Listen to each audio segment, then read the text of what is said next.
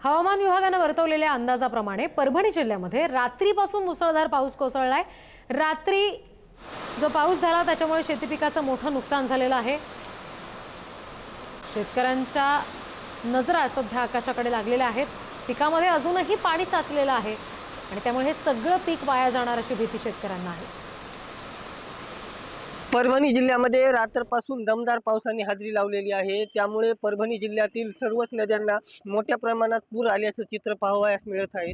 अनेक ठिकाणी पुराचं पाणी रस्त्यावरून वाहत असल्याने वाहतूक बंद झालेली आहे। आपण जर पाहिलं तर पालम गंगाखेड रोडवरील वाहतूक देखील बंद झाली आहे। त्या ठिकाणी केरवाडी इथून वाहणाऱ्या नदीचं पाणी या महामार्गावर आलेलं आहे। त्यामुळे नांदेडकडे जाणाऱ्या वाहतुकीवर याचा परिणाम झाल्याचं चित्र आपल्याला पाहावयास मिळत आहे। तर दुसरीकडे परभणी जिल्ह्यामध्ये मोठ्या प्रमाणात गोदावरी नदीचं बॅकवॉटर साचून शेतामध्ये साचल्याने नुकसान झाले होते। आता पाऊस पडत असल्याने पिकांमध्ये पाणी साचून मोठ्या प्रमाणात पिकांचे नुकसान होण्याची भीती देखील निर्माण झालेली आहे।